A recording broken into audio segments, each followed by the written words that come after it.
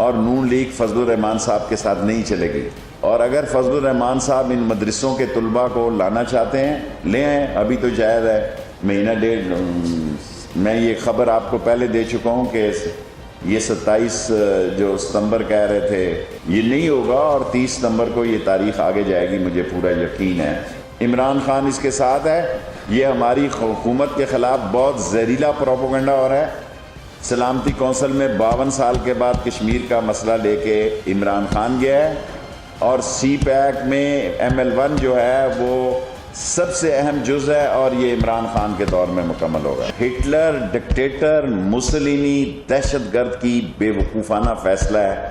کشمیری جو ہے سری نگر کا وہ ثابت کرے گا کہ کشمیری زندہ ہے, اور کشمیر کے اندر سے تحریک اٹھے گی, اور جو پتھر استعمال کر رہے تھے وہ کچھ اور استعمال کریں گے. کشمیریوں کو جو لوگ واقف نہیں ہیں وہ یہ جان لیں کہ کشمیری ایک جینیس قوم ہے. ان کو پتہ ہے کہ انہوں نے کس وقت کیا قدم اٹھانا ہے.